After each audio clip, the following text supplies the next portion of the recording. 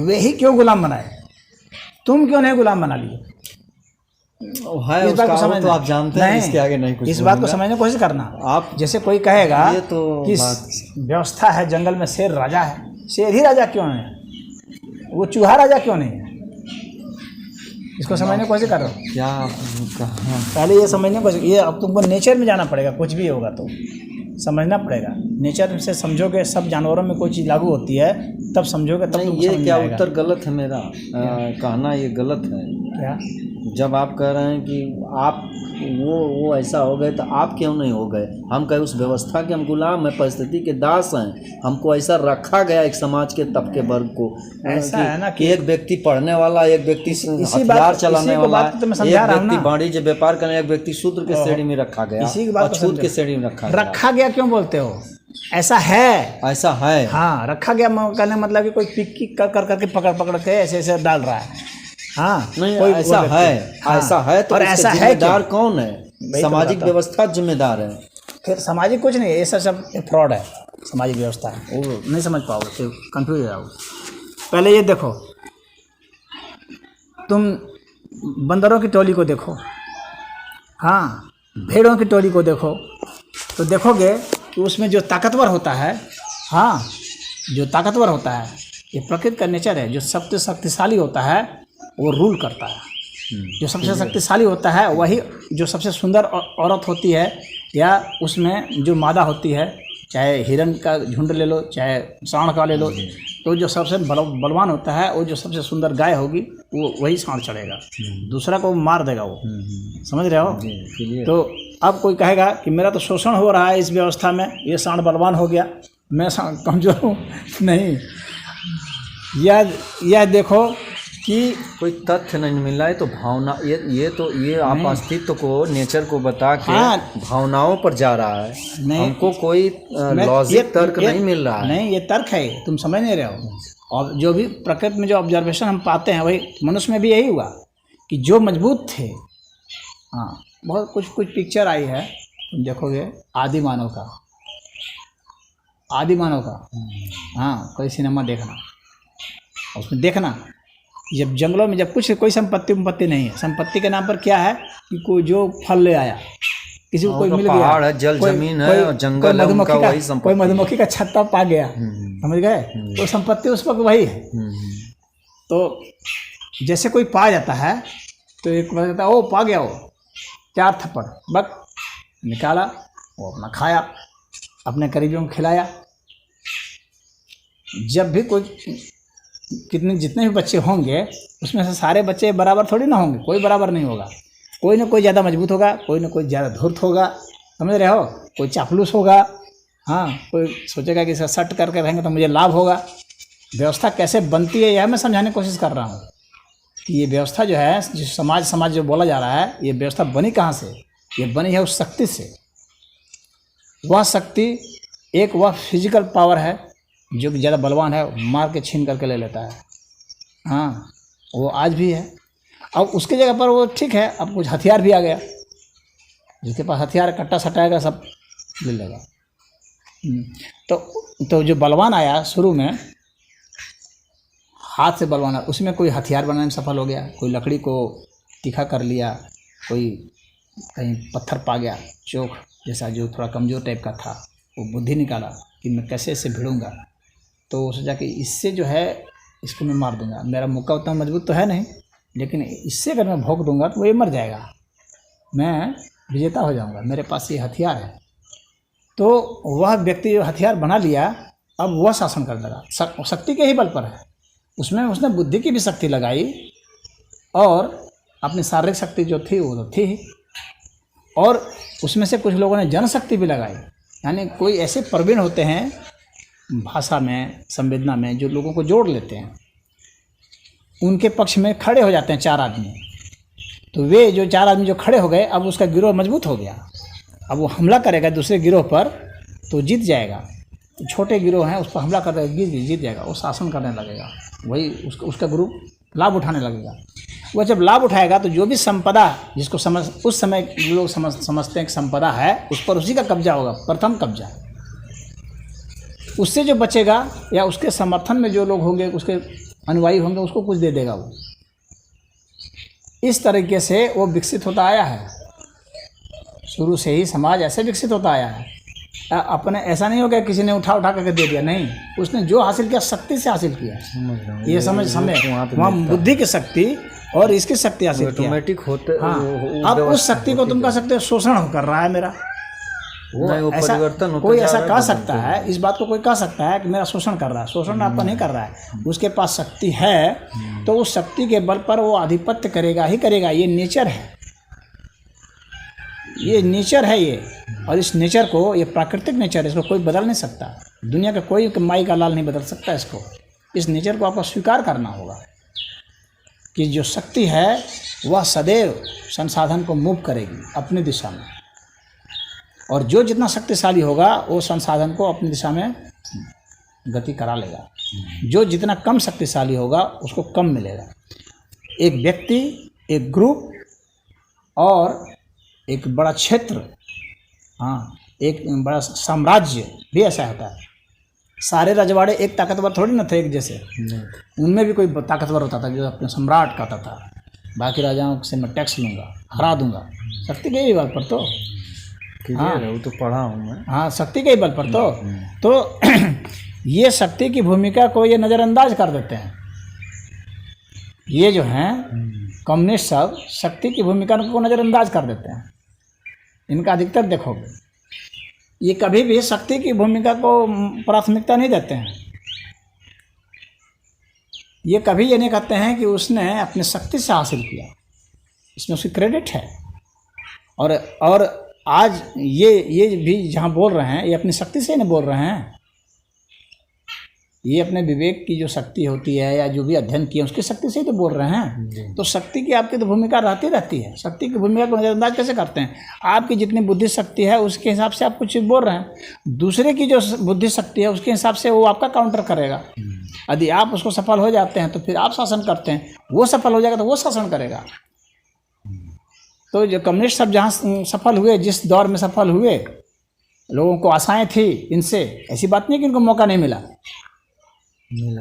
ऐसी बात नहीं है। दुनिया के बहुत सारे देशों में इनकी सत्ता आई, लेकिन वहाँ इतनी दरिद्रता हो गई, इतना मतलब एडमिनिस्ट्रेशन खराब हो गया, प्रतिभाओं का इतना नाश कर दिए सब कि फिर वहाँ टूटना पड़ा। चाइना जो है उसको फिर जो है उन्हीं पूंजीपतियों के खिलाफ जो बोलते थे उन्हीं को लाना पड़ा। फिर वही पूंजीपति चला रहे हैं चाइना को।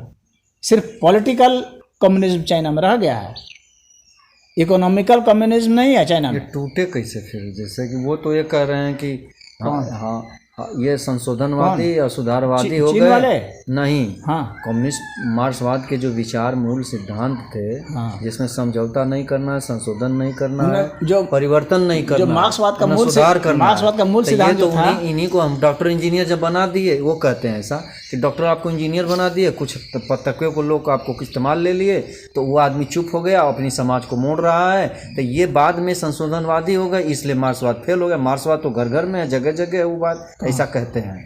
वो परिवार वो मार्क्सवाद है, पूंजी को लेके वो ऐसा दृष्टिकोण पैदा करते हैं। जो आप कह रहे हैं कि टूट गए, तो वो कह रहे हैं कि इसलिए टूट गए कि ये पूंजीपतियां इनमें आके उद्योग, पूंजीपति कहाँ, जब तुम्हारा शासन हो गया फिर पूंजीपति का क्या मतलब है? शासन हुआ जब रूस में 1917 में जब क्रांति हुई, उसका लाभ तो लिए ये लोग, साम्यवाद का जिसको परिकल्पना किए थे, कुछ बरिस चला, लेकिन फिर उसमें पूंजीपति आ गए, इनको औद्योगिक क्रांतियां हुई, तमाम चीज इनको पद वगैरह देने लगे, तो संशोधनवादी हो गए ना।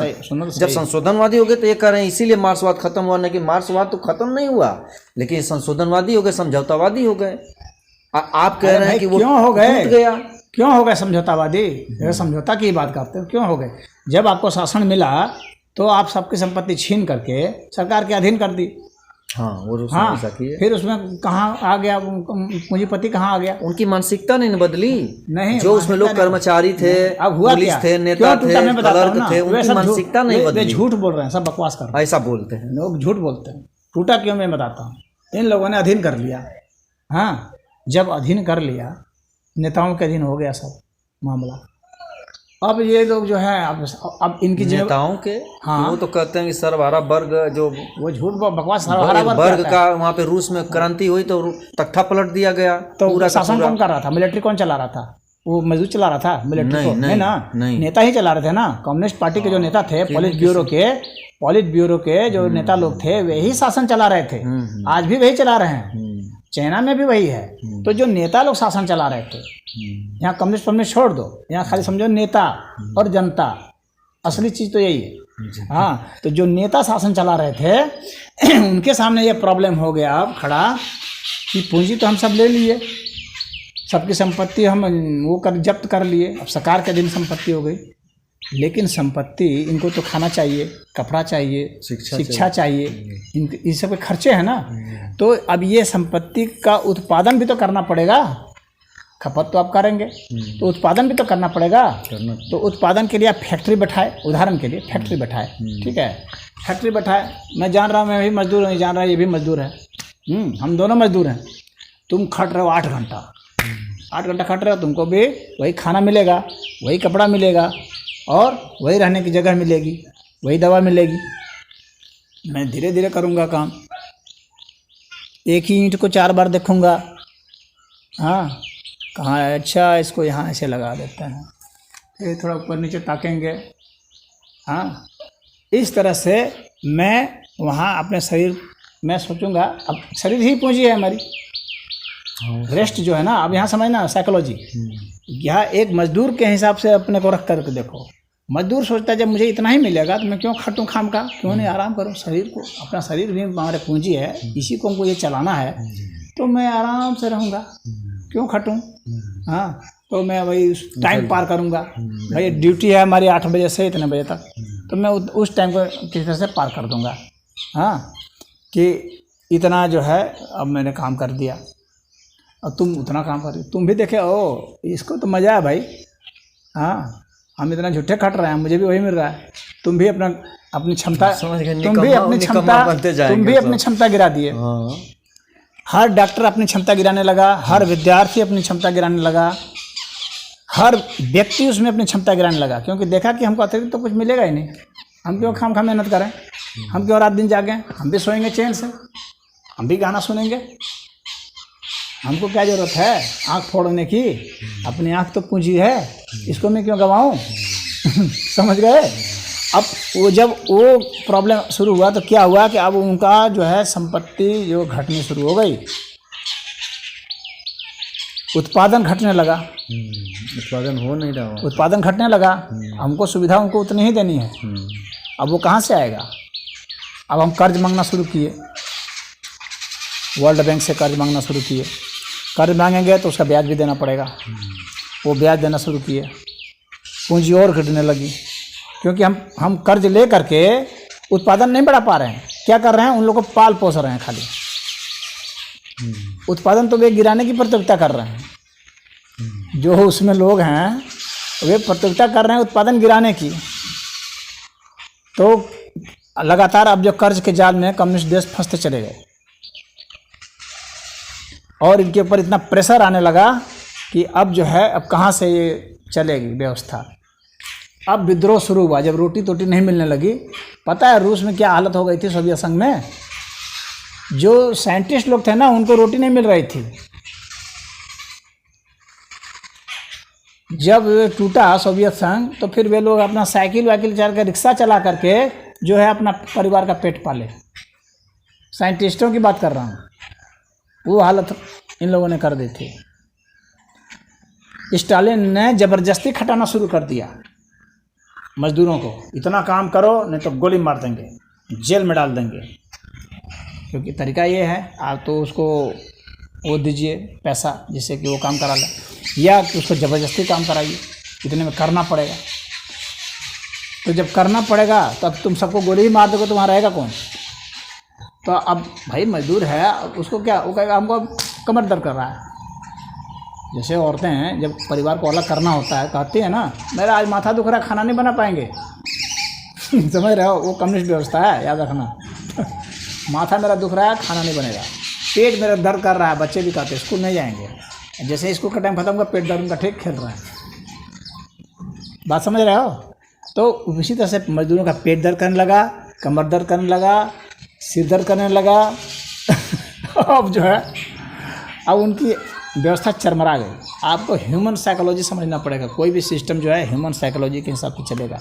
मनुष्य जो है अधिक से अधिक पूंजी बनाना चाहता है, हर मनुष्य, हर प्राणी, और आप उसकी पूंजी ही छीन लिए। अब उसके पास प्रेरणा क्या रही?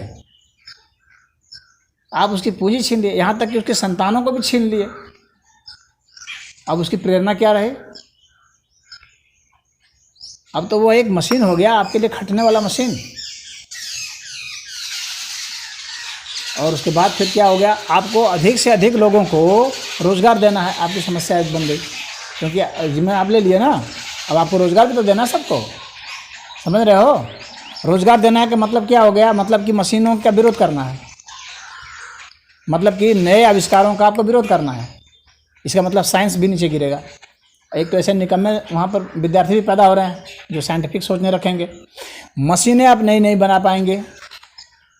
क्यों? क्योंकि अगर मशीनें बन जाएंगी तो कई आदमियों का काम वो करने लगेंगे मशीन, फिर वे बेरोजगार हो जाएंगे। फिर आप उनको कैसे पालेंगे? क्योंकि पालने का जिम्मा आपने ले लिया है। उसको पालने का जिम्मा आपने ले लिया, ठेका ले लिया सरकार बन करके, और उनसे आप काम नहीं ले पा रहे। काम उनसे लिया जाए इसके लिए आप मशीनों का उत्पादन ही बंद कर दिए, या मशीनों पर शोध ही बंद कर दिए, मशीन बनाना ही कम कर दिए। तो जाहिर सी बात है जो लोग मशीन बना रहे थे, जो राष्ट्र, उससे आप पिछड़ने लगेंगे। उनसे आप पिछड़ने लगेंगे उत्पादन में, तो सारी पूंजी जो है ना वो अपनी ओर खींच लेगा। जो टेक्नोलॉजी में आगे हो जाएगा वो तो सारी पूंजी अपनी ओर खींच लेगा। वो एक ऐसी चीज़ बनाएगा, उपयोगी चीज़ बनाएगा, जिसको खरीदना पड़ेगा आपको देंगे। अगर उसकी लागत 100 है, वो आपसे 10,000 ले लेगा। आप उस चीज़ बनाए ही नहीं है तो आपको पैसा देना पड़ेगा। अगर आप उसका उपयोग करना है तो, और वो उपयोगी सिद्ध होगा। अगर आप उस नहीं प्रतियोगिता करते हैं तो आप उस क्षेत्र में हार जाएंगे, और फिर आपको उसका कोई ठेका नहीं मिलेगा, कोई काम नहीं मिलेगा, और मिलिट्री के युद्ध में भी हार जाएंगे, वेपन में भी हार जाएंगे। तो आपको लगातार साइंस में शोध करना पड़ता है। ऐसे विकास नहीं होता है ख्याली। फिलॉसफी से विकास नहीं होगा, साइंस से विकास होगा। और साइंस के लिए आपको ऐसे आदमी चाहिए जो कि दिमाग खपा रहा है रात दिन, और दिमाग रात दिन वही खपाएगा जिसको नोट मिलेगा। धमकी मिलने से कोई नहीं खपाएगा। आप बंदूक तान देंगे कि चलो शोध करो, खोज करो, तो वो क्या खोजेगा? तो डर कैसे ही काँप रहा है। तो उसे शोध होगा। इन लोग की जो दिक्कतें हैं ना, ये सब दिक्कतें हैं। इसके कारण ही इन लोग जो है लगातार पिछड़ते चलेगा। रात में टूट गया, सब जगह विद्रोह करने लगे। वही लोग जो उसके समर्थन में थे कभी, तो वही लोग विद्रोह करने लगे उसी में से। हाँ, तो उसको कह रहे हैं ये लोग को भरमा दिया कोई। अरे भरमा क्या दिया? तुम कोई व्यवस्था ही नहीं दे पाए। तुम्हारे सिस्टम, तुम्हारे फिलॉसफी में फॉल्ट है, उस फॉल्ट को तुम नहीं भर पाए। तुम्हारे सिद्धांत में दोष है, त्रुटि है, और सारे दुनिया के जितने बुद्धिजीवी हैं उन लोगों ने दोष निकाल के दिखा दिया। तो तुम्हारा कर्तव्य था कि उस दोष को दूर करते, लेकिन तुम जबरदस्ती एक जो मुल्लापन होता है, कट्टरपन, मियाँपन जो है, वही कि नहीं यही लागू होगा, यही रहेगा।